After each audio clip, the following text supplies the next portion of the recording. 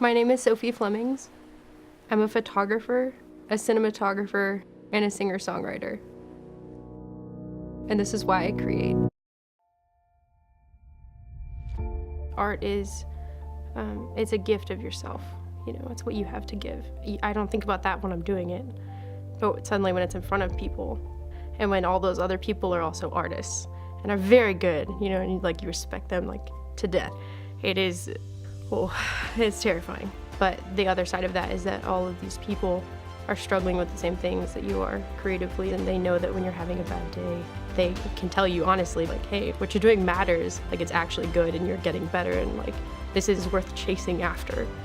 I love photographing people, and I love to do that one-on-one in particular, because I am introverted, so I don't do large groups of people very well.